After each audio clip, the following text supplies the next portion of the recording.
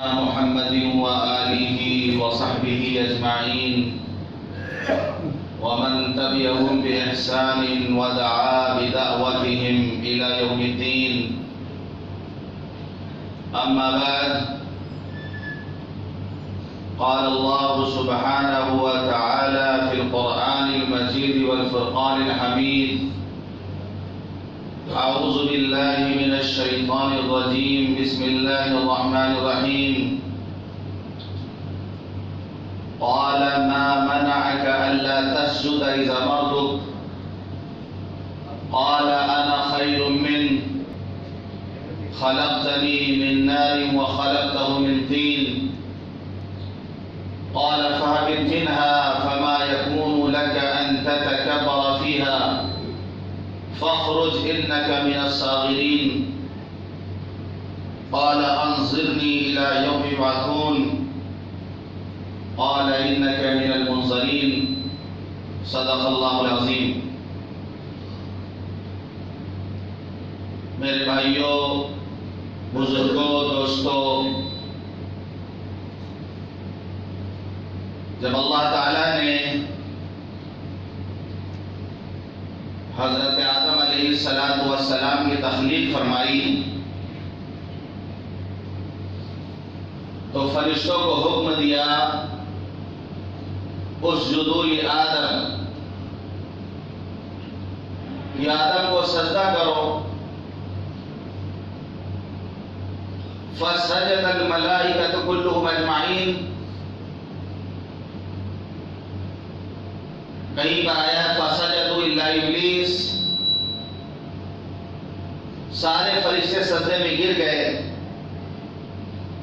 جب اللہ کا حکم ہوا سجدہ کرنے کا، سارے فرشتے سجدے میں گر گئے الا ابلیس، سوائے ابلیس کے. اس نے سجدہ نہیں کیا. اللہ نے اس سے پوچھا قال ما منعك الا تسجد اذ امرتك، کہ جب میں نے تمہیں حکم دیا کہ تم سجدہ کرو تو تم نے سجدہ کیوں نہیں کیا؟ میں نے حکم دیا، امرتک، میں نے تمہیں حکم دیا سجدہ کرنے کا، تم نے سجدہ کیوں نہیں کیا؟ قال انا خیر منہ. ابلیس نے جواب دیا کہ میں آدم سے بہتر ہوں. یہ جو ذہنیت ہے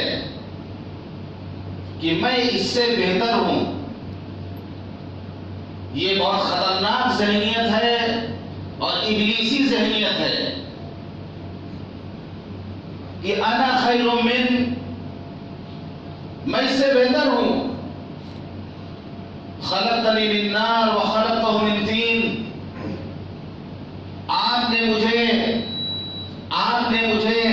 آگ سے بنایا، اس کو مٹی سے بنایا. آگ کی فطرت اوپر جاتی ہے، مٹی نیچے رہتی ہے. آگ مٹی کے سامنے کیسے جھک سکتی ہے؟ عقلی دلیل اس نے دی، اپنا فلسفہ بیان کیا، اپنی بڑائی اور تکبر کا اس نے اظہار کیا. تو اللہ نے حکم دیا فاہبط منھا، اترو یہاں سے. فما يكون لك ان تتكبر فيها، تم یہاں تکبر کرو گے، بڑائی کرو گے. یہاں تکبر میں کوئی جگہ نہیں ہے. بڑائی صرف اللہ کے لیے ہے. اذان سے پیغام دیا جاتا ہے کہ اللہ اکبر، سب سے بڑا اللہ، سب سے بڑا ہے. تکبیر میں، نماز میں، اذان میں اللہ اکبر، اللہ اکبر، اللہ سب سے بڑا ہے. یہ بڑائی بیٹھائی جاتی ہے ہمارے دلوں میں تاکہ یہ کبر اور تکبر اور بڑائی کا خناس ہمارے ذہن و دماغ سے نکلے. وَلَهُ الْكِبْرِيَاءُ فِي السَّمَاوَاتِ وَالْأَرْضِ. زمین اور آسمان کی بڑائی صرف اللہ کے لیے ہے. جب اللہ نے کہہ دیا یا ایھا الناس انتم الفقراء الی اللہ، اے لوگوں تم سب اللہ کے بھکاری ہو. واللہ هو الغنی الغنی الحمید، اللہ بے نیاز ہے، اللہ تعریف کے قابل ہے، تم سب ہمارے بھکاری ہو۔ تو یہ جو ذہنیت ہے، اللہ کو تکبر کسی حال میں بھی پسند نہیں ہے۔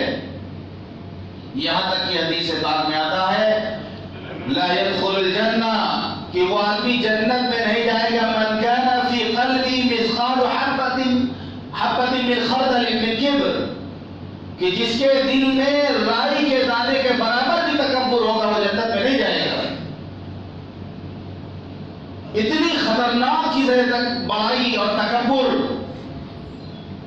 کہ رائی کے دانے کے برابر بھی اگر کسی کے دل میں تکبر ہوگا وہ جنت میں نہیں جائے گا۔ حدیث قدسی اللہ فرماتا ہے الکبر ردائی، تکبر میری چادر ہے، جو اس کو مجھ سے چھیننا چاہے گا میں اس کو اٹھا کے جہنم میں بیٹھ دوں گا۔ تو ابلیس نے یہی کیا کہ انا خیر من، میں ادب سے بہتر ہوں۔ آج ہم سب اپنا جائزہ لے لیں، آج ہم اپنے آپ کو دیکھ لیں کہ ذہنیت ہماری ہے کہ نہیں ہے۔ ہم فلاں سے اچھے ہیں، ہم اس سے اچھے ہیں، وہ تو غریب ہے، وہ کم درجے کا ہے، ہم عزت والے ہیں، ہم پیسے والے ہیں، ہم مالدار ہیں۔ اور کہا جا رہا کہ رائی کے دانے کے برابر، رائی کے دانے کی اوقات کیا ہوتی ہے، اتنا بھی اگر تکبر کسی کے دل میں ہوگا تو جنت میں نہیں جائے گا۔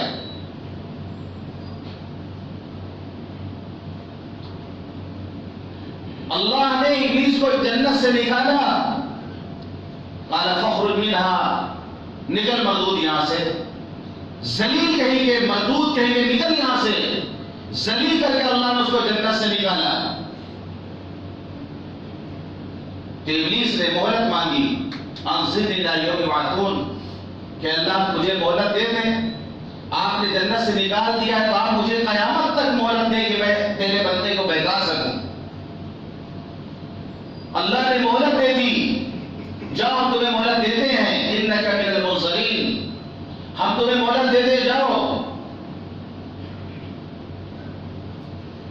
ابلیس اس دنیا میں قیامت تک کے لیے مہلت لے کے آیا، اور بھی کچھ چیزیں اس نے اللہ سے مانگی۔ امام طبرانی کے حدیث کی کتاب ہے المعجم الکبیر، اس میں حدیث انہوں نے بیان کی ہے، سند کے اعتبار سے بہت اعلیٰ درجے کی حدیث نہیں ہے، ادنا درجے کی حدیث ہے، لیکن ترغیب اور ترہیب کے طور پر اس کو بیان کرنے کی گنجائش ہے۔ ابلیس نے کچھ چیزیں مانگی اللہ سے، اس نے کہا اللہ جب آپ نے ہم کو دنیا میں بھیج دیا فاجعل لی بیتا، میرے لیے کوئی گھر بنا دیجیے جہاں میں رہا کروں، کوئی گھر جہاں میں رہوں۔ تو اللہ نے فرمایا الحمام، غسل خانے، بیت الخلا، یہ تمہارا گھر ہے، یہ تمہارا گھر ہے۔ اسی لیے حدیث پاک میں حضور پاک صلی اللہ علیہ وسلم نے ارشاد فرمایا ان هذه الحشوش معتبرہ، یہ جو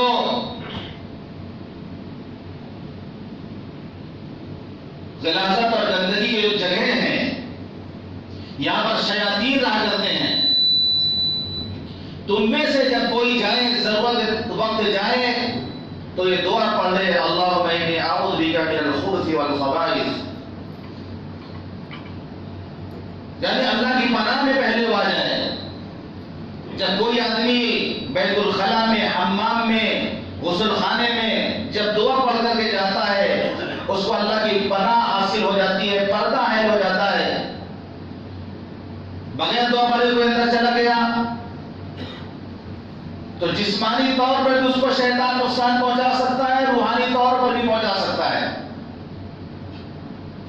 روحانی طور پر تو یہ ہے کہ آدمی جو ہے کپڑا اتار کے بیٹھا ہوا ہے، گندے خیالات لا سکتا ہے، وہ گندی سوچ لا سکتا ہے، وہ انسان وہاں گناہ میں مبتلا ہو سکتا ہے۔ اور جسمانی طور پر نقصان یہ ہے، جسمانی طور پر کہ ہو سکتا ہے گندگی آپ کے کپڑے میں لگ جائے، وہ لنگی لگا جائے، آپ پھسل گر جائیں، تو حفاظت نہیں رہے گی بغیر دعا کے آپ جائیں گے تو۔ بہت سارے واقعات آپ نے سنے ہوں گے، یہاں تک کہ مرے ہیں لوگ۔ بہت سے واقعات آپ سنے ہوں گے کہ آدمی گیا پخانے میں، غسل خانے میں، اور پھر مردہ وہاں سے باہر نکلا۔ ایک صحابی ہیں حضرت سعد بن عبادہ رضی اللہ عنہ، مدینہ منورہ میں دو قبیلے تھے، اوس اور خزرج، مشہور قبیلے تھے دونوں۔ تو قبیلے خزرج کے وہ سردار تھے، حضور پاک صلی اللہ علیہ وسلم کے یہاں کا بڑا مقام و مرتبہ تھا، بڑے جلیل القدر صحابی حضرت سعد بن عبادہ رضی اللہ عنہ۔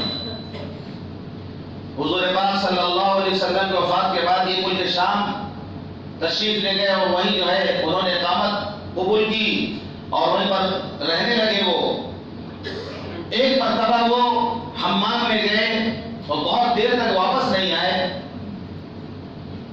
جب لوگوں نے دیکھا تو ان کا انتقال ہو چکا تھا، اور اسی وقت مدینے میں ایک غیبی آواز سنائی دے رہی، کوئی یہ شعر پڑھ رہا کہ قتلنا سعد بن عبادہ سید الخزرج، کہ خزرج کے جو سردار تھے سعد بن عبادہ، ہم نے ان کو قتل کر دیا ایسے تیر سے جو بالکل ان کے دل پہ جا کے لگا۔ تو صحابی رسول ہیں، ان کے ساتھ ایسا واقعہ ہوا۔ اس سے تاکید کی جاتی ہے کہ اگر آپ ایسی جگہوں میں جائیں تو دعا پڑھ کر کے جائیں۔ بہت سے لوگوں کو دعا یاد نہیں ہوگی، بہت سے لوگ ہوں گے جن کو دعا یاد نہیں ہوگی کہ بیت الخلا میں جانے کی کیا دعا ہے، نکلنے کی کیا دعا نہیں یاد، کیونکہ ہمارے یہاں دعاؤں کا اہتمام نہیں ہے۔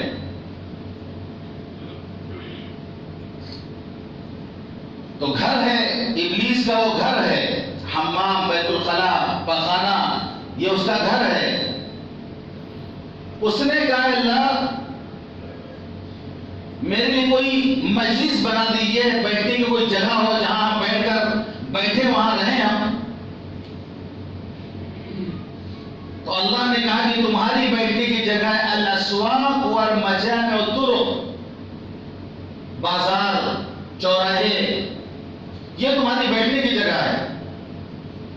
کہ انسان جب بازار میں جاتا ہے اور بازار کا جو ماحول ہوتا ہے تو بلا ضرورت آدمی بازار نہ جائے، ٹائم پاس کرنے کے لیے، گھومنے کے لیے بازار نہ جائے۔ اگر ضرورت ہو تو گھر سے دعا پڑھ کے نکلے، بازار میں جائے تو چوتھے کلمے کا ورد کرے، چوتھا کلمہ پڑھے وہ، تاکہ اس کا تعلق اللہ سے باقی رہے، کیونکہ بازار غفلت والی جگہ ہے۔ حدیث پاک میں آتا ہے کہ حب البلاد الى اللہ مساجدها وابغض البلاد الى اللہ اسواقها، کہ اللہ کے نزدیک سب سے پسندیدہ جگہ مسجد ہے اور سب سے ناپسندیدہ جگہ بازار ہے۔ کہ بازار میں آدمی جائے گا، کسٹمر کو اپنی طرف مائل کرنے کے لیے عورتوں کی فوٹو لگی ہوئی ہے، اسکرین لگی ہوئی ہے، فوٹو لگی ہوئی ہے، ان کے جسم کی فوٹو لگی ہوئی ہے، یہ ایک ماحول ہوتا ہے۔ مارکیٹ میں جھوٹ بولا جاتا ہے، جھوٹا کاروبار کیا جاتا ہے، سود کا لین دین ہوتا ہے، ایک ظلمانی کیفیت ہوتی ہے وہاں پر۔ اب کوئی اسلامی معاشرہ ہو، اسلامی بازار، اس کی بات الگ ہے۔ یہ ماحول ہوتا ہے بازار کا، تاجر جھوٹ بول رہے ہیں، خرید و فروخت جھوٹ، بات بات میں جھوٹ، بات بات میں گالی۔ جا کے دیکھیے مچھوا بھر منڈی میں، گھوم کے دیکھائیے، جا کے جائیے آپ مارکیٹوں میں دیکھیے کیا حال ہے آج۔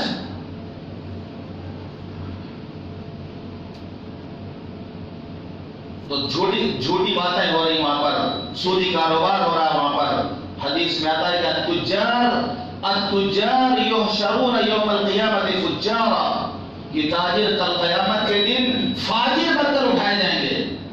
الا من اتقى وبر وصدق، سوائے ان تاجروں کے جنہوں نے تقوی سچائی کا راستہ اختیار کیا، نیکی کا راستہ اختیار کیا، وہ بچ جائیں گے بس. ورنہ حدیث پاک میں آتا ہے کہ تاجروں کا عشر فاجروں جیسا ہوگا.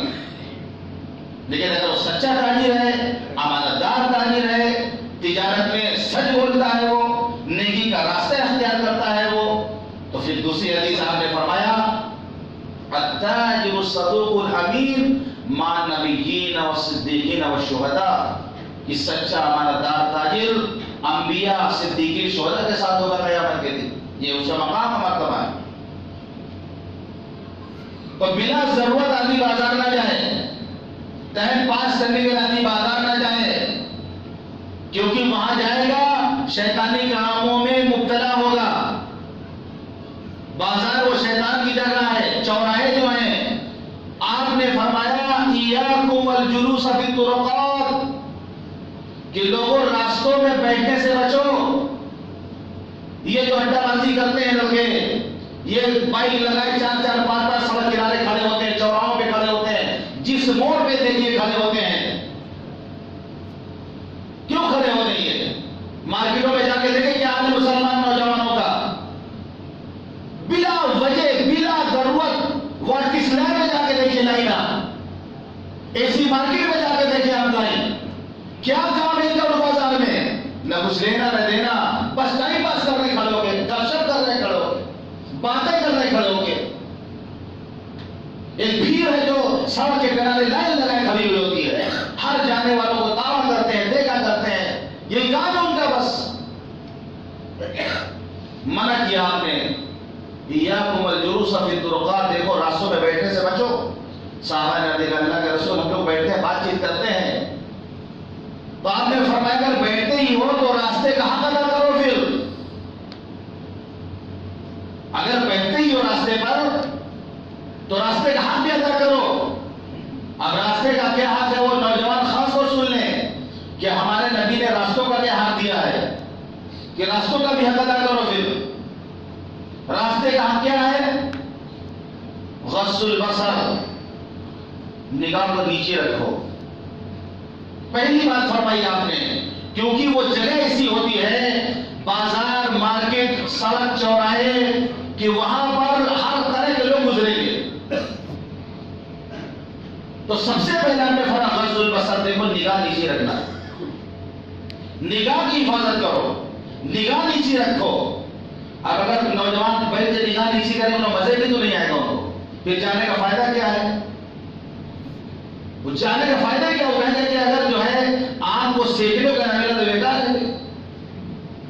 اب آپ وہاں بیٹھ کے اسے سر جھکائے بیٹھے ہیں تو بھی ان کو اچھا نہیں لگے گا. لیکن پہلی بات آپ نے فرمایا غض البصر، نگاہ نیچے رکھنا. اور یہ ایسا حکم ہے کہ اللہ نے مردوں کو الگ حکم دیا، عورتوں کو الگ حکم دیا قرآن میں. قل للمؤمنین یغضوا من ابصارهم ویحفظوا فروجهم، اے نبی آپ ایمان والے مردوں سے کہہ دیجئے کہ اپنی نگاہوں کو نیچے رکھا کریں، اپنی نگاہوں کی حفاظت کیا کریں، اپنی شرمگاہوں کی حفاظت کریں. وقل للمؤمنات یغضضن من ابصارهن ویحفظن فروجهن، عورتوں کو الگ سے مخاطب کیا گیا کہ مومن عورتوں سے بھی کہتے کہ وہ اپنی نگاہوں کی حفاظت کیا کریں. ورنہ ہم تو صوفی بن کے چلے جا کے سر جھکائے، وہی جا کے ٹکر مار کے چلے جائے، کیا کریں گے آپ؟ آپ تو شرافت سے جا رہے ہیں، لیکن اگر لڑکی کے اندر حیا نہیں ہوگی وہی آپ کو ٹکر مار کے جائے گی، کیا کر لیں گے آپ؟ دونوں طرف دونوں کو تعلیم دی گئی ہے. لیکن آج جو دیکھنے میں آتا ہے لڑکیاں بھی لڑکوں سے پیچھے نہیں اس معاملے میں، وہ بھی بہت آگے اس معاملے میں، لڑکوں سے بہت آگے لڑکیاں ہیں. جبکہ لڑکیوں کے اندر شرم و حیا کا مادہ زیادہ ہے، پھر بھی حیا میں لڑکوں سے آگے بھی لڑکیاں جا رہی ہیں. تو پہلی بات آپ نے فرمائی کہ نگاہ نیچے رکھنا. دوسری بات کف الاذی، تکلیف دہ چیز اگر نظر ہے اس کو صاف کر دینا. صفائی ابھیان چلاؤ، پھر صفائی ابھیان میں جڑے سب کہ سڑکوں پر جو گندگی، جو پی کھانے کے سڑکوں میں کوڑا کرکٹ نظر آنا، صفائی کریں ہم اس کی. یہ نوجوان جو سارا دن وہاں کھڑے رہتے ہیں، ایک کتا بھی جہاں پہ بیٹھتا ہے، ایک حقیر جانور ہے کتا، وہ بھی جہاں پر بیٹھتا ہے تو پہلے صاف کر لیتا اس کے بعد بیٹھتا ہے. اسی گندگیوں میں کھڑے رہتے ہیں، اچھا لگتا ہے ان کو. تو تکلیف دے، گندگی اگر کوئی چیز نظر آئے، پتھر ہے، چھلکا ہے، گندگی ہے، اس کو صاف کریں، راستے کا حق ہے۔ اگر یہ کام کرنا شروع کر دیں تو محلے میں گندے نہ رہیں، لیکن ہم گزر جاتے ہیں اسی طرح۔ ہمیں تو تعلیم دی گئی کہ اماطۃ الاذی عن الطریق صدقہ، راستے سے تکلیف دہ چیز کو ہٹا دے صدقہ ہے۔ ابھی میں اس دن ٹرین سے آ رہا تھا، ایک واقعہ میں نے سنا، اس کے بارے میں بتاتا ہوں۔ مولانا علی ندوی رحمۃ اللہ علیہ بوڑھے ہو چکے تھے، تقریباً 70-75 سال کی اس وقت عمر رہی ہوگی۔ مولانا اسٹیشن میں بیٹھے ٹرین کے انتظار میں، نظر پڑی پلیٹ فارم پر کوئی کیلا کھا کے اس کا چھلکا پھینک دیا تھا۔ لوگ آ رہے جا رہے، کسی کو پرواہ نہیں۔ مولانا اٹھ کر کے جا کے اس کو پٹری پہ ڈال دیا، اس کو میں نے اٹھے بڑھانے میں جا کے اس کو صاف کیا، پھر کہنے لگے لوگوں کو سمجھ نہیں آتا، اس ایسی جگہ پہ چھلکا پھینکا رکھا ہے کہ ٹرین آئے، آدمی دوڑ کے پکڑنے کے چکر میں پیر پھسلے تو کہاں جائے گا وہ؟ اس کا انجام کیا ہوگا؟ کسی کو اس کی پرواہ نہیں۔ یہ تو میں نے واقعہ سنا پڑا تھا، لیکن ہم نے سوچا ایسا ہوتا بھی ہوگا۔ اب کی آنکھوں سے دیکھ لیا کہ برابری اسٹیشن پہ تھے، ہم نے ٹرین پکڑنے کے لیے جس ہمارے ہی ڈبے کے سامنے دروازے کوئی کیلے چھلکا ڈال کے رکھا تھا۔ اب ٹرین 5 منٹ رکتی، ہم اس کو صاف کریں کہ اپنا سامان رکھے بھی بچوں کو چڑھائیں، تو خود اپنی آنکھوں سے دیکھا اور پیر ماننے کی کوشش کی، پتہ نہیں گرا تھا کہ نہیں گرا تھا۔ یہ حال ہے، چلے جا رہے کیلا کھاتے ہوئے راستے میں پھینکتے جا رہے ہیں، جو چیز جہاں پر ہے اس کو وہیں پہ پھینک دے رہے ہیں۔ یہ عام طور پر 99% لوگ کر رہے ہیں یہ چیز، کوئی خیال نہیں کہ ہمیں کیا تعلیم دی گئی، ہمارا مذہب ہمیں کیا بتاتا ہے، غیر مسلم کیا تصور کرتے ہوئے ہمارے بارے میں۔ ان کا تو صاف بیان ہے کہ مسلمان جہاں رہتے ہیں وہاں گندگی ہوتی ہے، مسلمان جہاں ہوتے ہیں وہاں جہالت ہوتی ہے، یہ ان کا تو صاف بیان ہے، اور اپنے بیان کو سچے ہیں۔ کیا مسلمانوں کو یہاں رہنے کی جگہ بلڈنگیں خوبصورت آپ نکل دیتے بن رہی، بلڈنگیں بن رہی خوبصورت کر دیتے ہیں، آپ کو فلیٹ نہیں دیا جائے گا اس میں، کیونکہ آپ رہیں گے تو آپ پوری بلڈنگ گندا کر دیں گے، آپ کے پاس ڈسپلن نہیں ہے، آپ کے پاس تو کون سا غلطی بول دے گا آپ کو فلیٹ دے کر کے؟ یہ ہم نے بنا کے دکھایا لوگوں کو، یہ ہمارا طریقہ ہے۔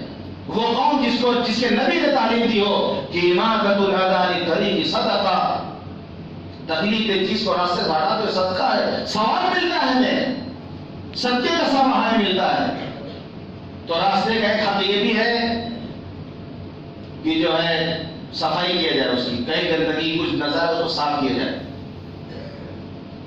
تیسری بات آپ نے فرمائی کہ راستہ کا حق یہ ہے کہ رد السلام، سلام کا جواب دو۔